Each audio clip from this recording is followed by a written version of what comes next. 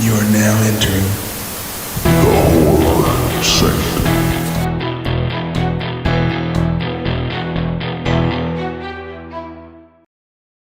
Hello, and welcome back to the Horror Sanctum podcast. I'm Jay with John, Kellen, and TJ.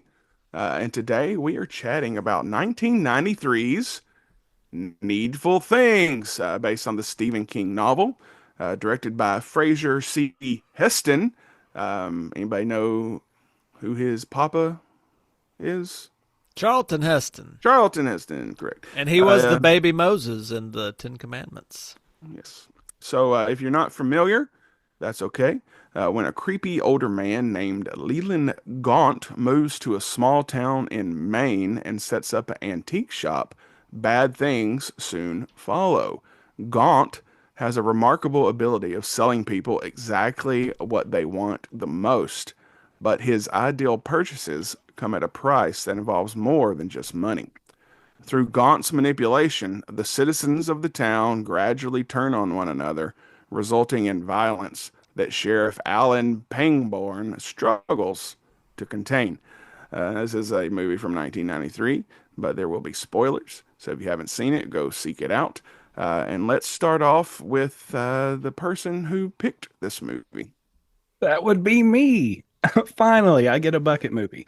I've had to watch some pure garbage that y'all suggest. No, I'm kidding. I'm kidding.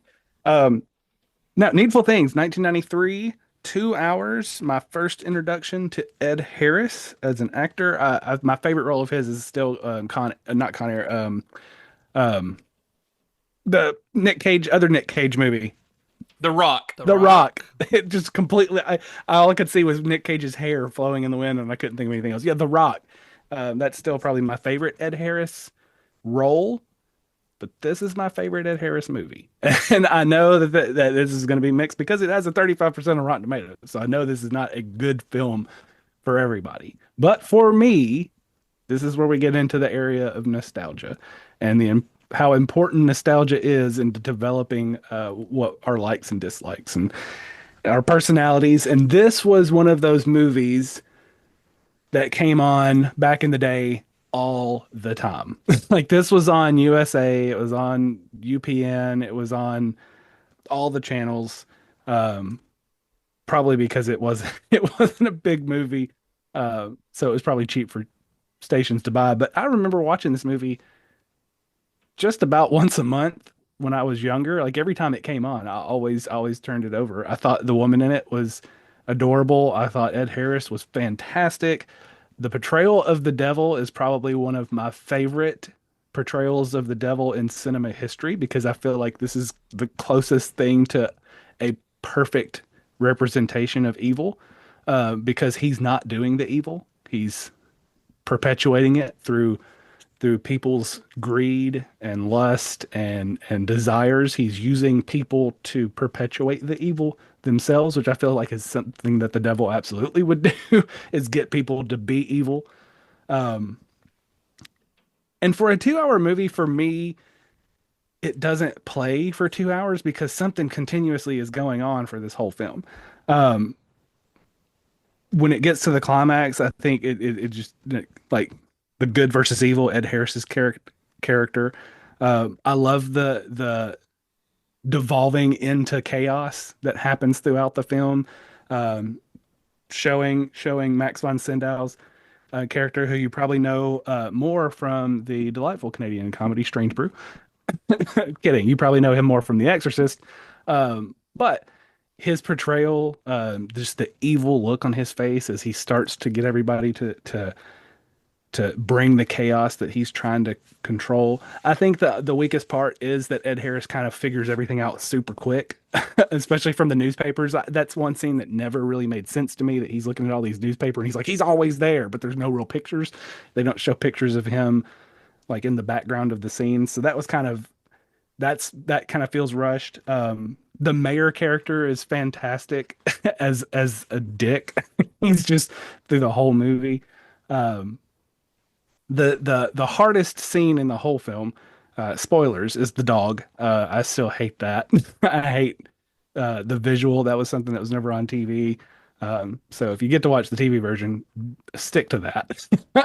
Um, the kid scene always stuck out to me being younger, just that him with the gun to his head, that was terrifying to me. I mean, even I hadn't seen this movie in probably 20 years until I watched it this week for this episode. And I could still almost map out that entire scene with Ed Harris talking to that kid with the baseball card on the steps because it was burned into my memory being a kid watching that scene, watching this kid, almost kill himself. Um, it was my first introduction to boobs, even though they're not really in there. There's the scene with the devil and the woman with the arthritis, Polly. So Um, that's why you picked this one. yeah, that was the first time I remember that. And then there was a movie where a girl played a boy, and she rips her top open at the end to prove that she's really a Just girl. one of the guys. Just one of the guys. Yes, and I was watching that with my mom, and then she rips her shirt open, and my mom was like, "Oh my God." And tried to cover my eyes. It was too late. I'd already seen them. Um, and anybody of our generation, if you're a guy and you're watching this and you're in your 40s and you say you didn't try to sneak a peek at a boob on scrambled Cinemax, you're lying. Don't lie. Just be honest. We all did it. We all watched to see if the lines would break just enough to show something. Um, but I mean, like I said, this is one of those movies I don't expect anything from anybody else in the group. I don't expect it to perform well for the masses. It's just one of those movies, like we've talked about before. The nostalgia for it is so strong that even that not having seen it for 20 years, it was still a treat for me to because it put me back in my living room floor watching B horror movies with my mom in the background cooking or cleaning or doing whatever. It brought me back to the days of Tales from the Crypt, um, and all those little cheesy horror films that used to be on. Child's Play was the first horror movie I remember watching.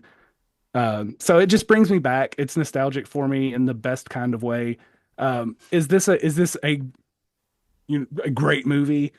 No, but for me it is. So yeah, that's Needful Things. I love it. Can't help it. So, like Kellen, I also had a lot of nostalgia for this movie because one of my gateways into horror was all the Stephen King film adaptations that would play endlessly on basic TV and then basic cable for forever, just all the time. And of course, they would do all these TV edits and sell it as a mini series. It was either 3 or 4 hours long, so it's like you just watch Stephen King all Saturday afternoon if you watch like two movies. And for me, it probably started with Stephen King's It because I was like 6 or 7 when that first come out, and everybody was talking about that, like because it debuted on. I think it debuted on like NBC or one of the major network channels, and then most of Stephen King's things did debut on a major network that was a TV adaptation at some point in time. But this one always confused me once I finally got into DVDs and stuff, and I had the DVD because I was like, I grew up watching this countless times. It's like I think it would. When it would run with commercials, it would be like a 4-hour block. This movie miniseries, whatever, and it's like over 3 hours of actual content with credits and everything before commercials, and the DVDs like a tight 2 hours, and I would watch the DVD that I bought of it, and I'd be like. But I couldn't place what was missing because it was all the same basic story beats. And then it would just confuse the crap out of me for years. So I was so happy when Kino Lorber finally put out in the last couple of years this Needful Things Blu-ray 4K that has a Blu-ray of the television version that up until that point had only been available on some obscure German release or something. So, and after having rewatched it, after only having seen the theatrical cut, probably the last 2 or 3 times I'd watched it, I still couldn't begin to tell you what's in those 68 minutes that I apparently didn't miss for years.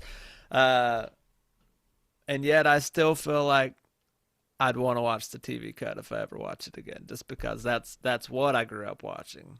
But I don't remember it enough to know what I'm missing between the two. But it's just fascinating. Apparently, I was looking into it. TBS actually coaxed the director into doing that so that they could have a bigger block of time of a Stephen King. Sell it as a miniseries instead of a theatrical, just a film, which I find interesting. Turner Networks did a lot of weird stuff back in the day. But Max von Sydow, classic. I believe he's a Swedish actor. He got famous in the Ingmar Bergman films. He was in The Seventh Seal. He was a classical, great actor before coming to the Hollywood scene and doing Exorcist, and just, I mean, he's the top of the line. And it's so interesting that he can play, like, was it Father Karen, I think is his name, in The Exorcist. Father Karras. Karras, that's right. Like, such a iconic, good guy, to being actually the devil in this movie, and just a 20 years difference. And similar to Kellen, I think this is one of the more realistic, like, under the radar depictions of evil and of the devil. One of my favorites, because it's just so nuanced and it's just so sinister, and he's having so much fun, just causing so much chaos. It's like this trickster god, just totally going from little town to little town, just causing chaos. Well, I think's interesting, and I'm by no means, I've been a Stephen King guy, but I'm not like a hardcore, I will read every 800-page Stephen King book. I've read a few. But I'd much prefer to watch the movie adaptations, because that's just how I like my fiction. But I do find it interesting how Stephen King attempts to combine the greater lore of his universes, and having similar characters like this. The town of Castle Rock is the town that's in Stand By Me. It's in Cujo. It's in The Dark Half. It's the same town in this film. And since Castle Rock was prominent in the like in the name, when they went to release Stand By Me, the production company got named Castle Rock. So now Castle Rock is a production company entity that doesn't just produce Stephen King things. Now it's this whole amalgamation of layer on top of layer. Sheriff Panghorn is in The Dark Half, and when they made the George Romero directed adaptation, they even adapted the screenplay with Timothy. It wasn't Timothy Dalton. What's the guy that was in The Dark Half? Oh. Timothy Hutton. Timothy Hutton. That's right. That the sheriff's a character. It's played by Michael Rooker from the Marvel universe now, and the Walking Dead universe. So it's just, and then that movie come out literally in the same year, I think earlier in '93. So it's interesting how there's all these little ties into the greater Stephen King lore, but this is an old concept. It's basically a take on Faust and the Faustian bargain with the devil, and what is to get what you really want, what do you have to give up, and is it worth it? It's a lot of classical literature tropes that I enjoy exploring. When I was getting my English degree, I did a thesis on. I had to do a whole paper on Faust and the history of the Faustian legend, and just there's a lot of interesting people making deals with the devil, or that in folklore and music. There's the idea of meeting the devil, making a deal with the devil at midnight in the crossroads, right? And that's an image and an idea that gets played upon a lot in films and in books and whatever. the idea of the devil or having like an evil entity that owns a curio shop is a kind of a trope in horror. They played a little bit on that, and even in Gremlins with Joe Dante. There's a Amicus horror anthology from 1974, I believe, called From Beyond the Grave, where Peter Cushing of the Hammer universe, he plays a curio shop owner, and everything in his shop is cursed and leads to bad things, you know. So there's a lot of these classical tropes that Stephen King builds on, and I think this film does it well.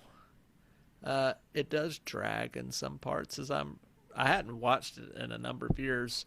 I'd actually seen the 2-hour cut in the last 5 years at the Full Moon Cineplex and Hermitage, where they basically just project a Blu-ray or a 4K of the 2-hour version, and that had been the first time I'd probably seen the movie in 10-15 years, and then I haven't seen it again until I rewatched it yesterday, the TV cut for this. So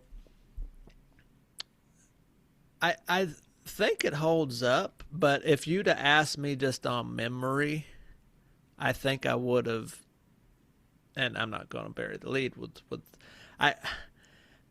I feel like in my nostalgic memory, I feel like there's more there than what's actually there when I really revisit it and try and pick it apart and everything. And I know that's not necessarily what we're always here to do. You know, it's a little bit of nostalgia, it's a little bit of love, it's a little bit of, but now that I've had enough distance from it, and it'd been a number of probably 20 years since I've seen the TV cut until yesterday, I can see through it a little bit more, but there's still a good base of a story there that I like, and there's great actors.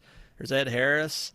There's a lady that was John McClane's wife in the Die Hard movies, is his girlfriend with the arthritis. You know, there's some good actors. J.T. Walsh from Breakdown with Kurt Russell. I mean, he was a great character actor, and Great fucking movie. great movie. I rewatched that in the last month or two I got the new release of it, and J.T. Walsh, he died shortly after that movie. I think a heart attack or something. He died pretty young, but man, he was just a scumbag in every movie I ever saw him in, and he played it so well. I mean, I almost don't know who's the worst evil character, him or the devil in this movie, you know. I mean, he does break down towards the end and has a little bit of a redemption arc, which I think is nice, but I like that the devil just gets away with it. At the end, he's just going to drive into a new town and do it all over again. And I kind of like those downbeat endings, and where it's like, okay, they saved the day here, but they didn't really save the day. You know, there's always that who's next kind of thing. But I do like this movie. Have a lot of nostalgia for it. I really have no idea how the rest of this cruise is going to shake out, though. Needful Things. It's very 90s. It's Castle Rock, Stephen King. It's a common Stephen King location. A lot of good Stephen King adaptations out there. I'm not a Stephen King guy, really, but he does some good adaptations for sure. A lot of them. Salem's Lot, Misery, a lot of good ones. I definitely could see this being cozy and nostalgic, like Kellen, you're saying. I think I might have seen this as a kid. I'm not sure. I don't know. I might have, but if I did, it's been so long. This might have as well have been the first time I've seen it. You know, Max Von Sydow is great. His voice, casting that, he's great. I always think of Flash Gordon when I think of him. That's like the first thing I think of. The biggest problem with this movie is it's just boring as fuck. It's boring as fuck. It's 2 hours and it's boring. This is the kind of thing that you watched the 2-hour cut. I watched the 2-hour cut. Yeah, and if I had this on as a kid, I would fall asleep because it's just boring. You had seen the longer version though at some point. No, and I will not. I won't. Okay. So no. I always laugh at food in movies. At the diner scene where Harris is eating the sandwich and he's not eating the sandwich. He's got a side salad and whole carrots and a pie. I always laugh at food in movies. Like, where do these people think that people eat food like that during lunch? Like, just whole carrots, like as a fucking rabbit on the table. Like, I don't understand Hollywood sometimes, how they do this stuff. This whole movie is basically this guy. He's like owns this shop. He's Satan. Come on, he's Satan. He's tempting these people. He's causing chaos. This whole movie is basically a bunch of shitty ass fucking people in a small town doing shitty ass fucking things. And this guy is tempting them and he wants them all to kill each other. We all suck. Everything's pointless. Life is chaos. That's the movie. 2 hours. Thank you very much, Stephen King, for wasting 2 hours of my life. That is the fucking movie. It's 2 hours of that. There's nothing wrong with the acting in it. There's nothing wrong with the way it's filmed. It's just boring as shit. Like, I literally just kept dozing off watching this movie, and I was like, okay, it's keep going. Okay, it's keep going. And I feel like I've seen this so many times, like it's like you can see what's happening a mile away in this movie, and there's nothing surprising about it. I mean, by the end of it, when the guy JT Walsh like blows himself up and runs into Max Von Sydow because he calls him Buster, I mean, it's just like, oh my god, it's ridiculous. Even the music at the end, it's like campy music. It's like comedic almost. I don't know if I'm supposed to sympathize with these characters. I don't. I sympathize for the dog. The rest of them can fucking die. I don't care. I don't care about any of them. This is like, I don't know. I've never read a Stephen King book, but if this is at all what a lot of his books are like, then count me the fuck out because I'd go to sleep reading that bullshit. Like, seriously. And I don't know. I understand why this could be nostalgic or cozy, but good God, this movie was just cheesy and silly. And it's like when you have all these actors who clearly are competent, a lot of good actors, Ed Harris, Max Von Sydow, Bonnie Bedelia, all these people, even like, JT Walsh. I mean, none of them are bad. They're not even like bad acting in the movie. It's just ridiculous. Like the two girls like fighting to the death and, killing each other. It's like, what? And then the flashbacks are so cheesy. Every time they do the flashback, it's like a 90s style cut. And it's immediately like, this is cheap. This is cheap. By the way, this is cheap. Like that's what they're telling you every time they do a flashback. It's just, I don't know. It's a movie that's supposed to be so dark and sinister. It's supposed to give you this Salem's Lot type ominous vibe through the whole movie. It doesn't. It's just laughable at the end. It's like a fucking comedy. And yeah, I don't get it. I'm sorry. I wish I could be. I want to be honest, and I wish I liked it more. But God, this was boring as shit. So I didn't like it. So not wrong on anything you said there. What I did like most about this movie was the score. That opening score, it was like Beetlejuice meets Psycho to me. Like, I enjoyed that. You mentioned the dog. That's gonna knock you down at least half a star for me, if not more. At least they don't show it, but the manner in which it happened, which made it more pointless than some other dog deaths that are in film. They show the result of it, which is pretty Right. gruesome. It's 1993, but it sure as shit feels like it could be done today, right? Like the underlying tones and everything. Um, I've never seen this movie before until yesterday. Never Really? seen it. I'm I knew of it. surprised. Yeah, I knew of it. And after watching, I'm like, okay, I understand why I've never watched this movie before. So, is it boring? Yeah. It feels like a made for TV movie. Um, to me, it's just kind of, there's no other way for me to describe it besides it's just kind of there. You know what I mean? Like, it's just kind of there. Like, is it bad? No. Is it good? No. Which is fun because this is Kellen's first bucket movie, and half of us don't really like it. Suck on that, Kellen. It's coming back. It's coming back full circle. But no, it's not an awful movie. I didn't despise it. I bought it because, and this is gonna be. Listen up, Kellen. I bought this because Kellen likes this movie a lot, and I'm like, well, if Kellen likes it, I should like it too, because we're buds. And I'll keep it. I'm not gonna sell it. Like, I'll watch it again eventually. You should at least once watch the television version. But there's just no, yeah, maybe in 5 years, there's just no likable characters, which we've touched on many a times. You don't care about anybody in this movie, even the person that maybe you should, like Ed Harris, or even the kid. I guess you feel more sympathy, but do you like the kid? I don't like the kid. And he's a Yankees fan. Fuck that. But it's just, it's there. There's been other movies that the devil's fucking around with people that's done better. I do like the portrayal of Satan. It's up there. Like I think what's his face in Constantine is up there, like one of the better ones. This one was good. Also, Ed Harris has been the same age forever. He's looked the same forever. Like he is starting to look older now, but I'm like, is this 93 or 2023? I don't know which Ed Harris is it. It could be either one. Um, but yeah, to me, it has no business being 2 hours.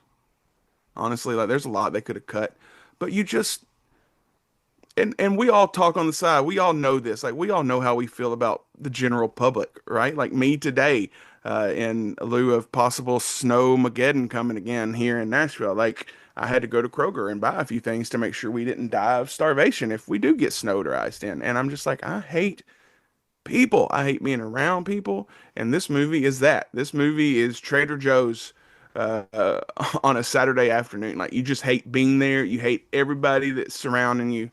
Um, but yeah, I don't I don't despise it. I'll watch it again, but it's definitely on the lower end of my Stephen King adaptations. Um, Also, we have another episode. I don't know when it's going to come out in contrast to this one, but we just did The Long Walk. The Long Walk is a lot better of an adaptation, I think. Of course, I haven't read either novel or short story, whichever they were. But anyways, um, I don't hate it. I respect it because it's something that Kellen likes, and we know how Kellen is, and we know he loves Puppet Master. But other than that, there's just a few other handpicked movies we know this to him was nostalgia, right? So this was his nostalgia. This is his Tremors or Ravenous, these movies that we all have connections to because we watched all the time because USA and TNT and everybody else played the shit out of them. So I get it. The poster's fantastic. Like that with the shopping bag. I'm like, that's a great cover poster if nothing else. So, but yeah, that's really all I got. There wasn't a lot to talk about on this one. It's just kind of cut and dry. Like Devil Comes. Also, we love antique stores. John and I go to antique stores all the time. So I guess we're gonna start being careful. But I also don't. How, as a person in this town, how are you not more self-aware of what's going on? So does he fuck with their minds too? Like, is he using his supernatural powers to fog their? I think I he think- must be because there was when he does certain things like they get like electricity jolts and stuff. Yeah, Yeah, there's well- a supernatural component to the whole film, but it's more about taking people's anger that's already inside them and exposing it to the world, which is Just kind of like what fucking we're seeing easy, right now. right? It's an easy thing to do, right? You know, like It's a little too close to home in 2026. I I think crash is half out the all the problem. time. It's a little too close to home for the last 2 decades. Right.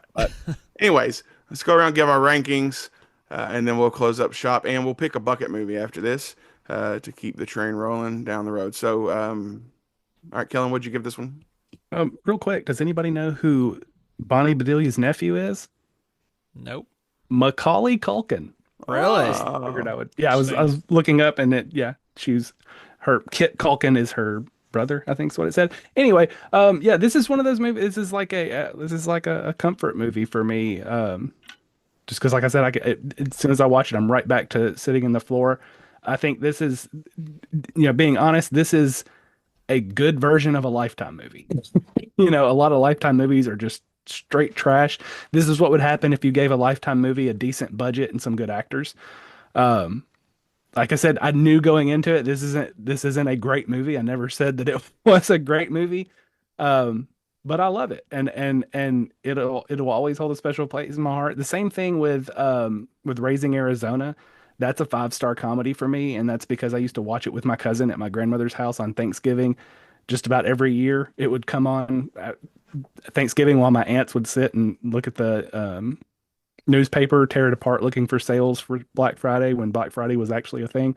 Um, so yeah, there's just certain movies, and I think we all have them. Jay mentioned Tremors. That's another one for me that's right up there because I used to watch it all the time as a kid. It's just it's part of the reason I think all four of us have an affinity for horror is because at some point in our childhood we had a moment where there was a film, a horror film specifically that we saw and it just piqued our interest. So for me, all that to be said, this is I give it a 3.5. I can't give it a 4 because I know it's not a good movie. It's a good movie for me, which is why I rate it higher than most of the movies I've watched. 3.5. Bro, you could give it a 5. It's your thing. Like Oh, I know exactly, it's not a 5-star and it's movie. not a This is 5. not a movie that I would just put on the background and watch anytime, but it's a movie that if I saw it on TV, I would pause and probably watch 20, 30 minutes of it. Because like I said, it's one of those things. It's a sensory thing. As soon as I see Ed Harris on the screen in this sitting in that diner, I'm transported back to the carpet with the nail polish stain where I was trying to paint an action figure and dropped my mom's nail polish and pulled the couch over it to hide the stain, and she didn't know for like a whole year until she moved the Fucking couch heathen. back. But I mean, that happens. We watch these movies and it brings us back to the time that we remember watching them, and that's why I love movies. That reminds Huge. me of when I punched a hole in the sheetrock because I was pissed off in my room, and then I covered it over with a picture of Jesus. No one will look there. I threw a bowling ball through the wall of my parents' house practicing bowling, and I moved my mom's curio cabinet in front of that, and she was like, "Why'd you move this? I was like, it looks better over here." She's like, "Oh, well, it does," and then she didn't even notice it for the longest time. They still haven't noticed to this day. Well, That's great. I sent y'all pictures of my house now, and the whole Yeah. roof's caved in from back then. So Yeah, the I think hobo. I think that's the least of that house's worries now. All right, I TJ. mean, I agree with a lot of what Kellen says. It's not a great movie, but I do have a lot of nostalgia for it. And if I hadn't have rewatched the 2-hour version in the last several years and then just watched the TV version for the first time in years yesterday, I would 100% have rated this 3.5. There's a world where, little TJ that grew up watching this on cable reruns all the time might have even said this was a 4-star. It's not though. It's a 2.5 for me. It's the middle of the road. It's a melodrama with intentionally very unlikable characters doing stupid things, but a few really good actors, and I really like Max Von Sydow, and this is the devil, and that's really that. And Ed Harris is the reason to come back for this. And if you just want to see J.T. Walsh being a madman, that's fun too. It's not 3 hours and 11 minutes fun on a lot of repeat. I might revisit the theatrical cut more than I'll revisit the TV cut after coming back to it. John. Yeah, I mean, Gaunt is Satan. He's causing chaos. 2 hours to tell us that. I mean, that's the movie. Everyone is horrible, evil asses. Satan's manipulating them. Life is meaningless. That's the movie. That's like 2 hours of something I knew before I started this movie. And congrats. Sorry, it's boring as shit. Not for me. 2 out of 5. That's the best I can do. I also What is this? The auction guys or whatever it was. What was that show? The guys in Vegas were like, best I can do is 25 Pawn Stars. Best I can do is best I can do is 2. Yeah. That guy's in prison now for like Best he tax can do is evasion 20 or to something. life. Yeah, best I can do. Yeah. I gave it a 2 as well. That rounds us out to a 2.5. So Needful Things, 2.5. All right, that's it for this episode. Be sure to subscribe to our YouTube channel, to wherever you're listening to this podcast. Follow us on Instagram, TikTok, join our Facebook group, and we have an Amazon Music playlist as well. And then before we go, we're going to do another bucket movie for a future episode. So let's see what we can pull out here.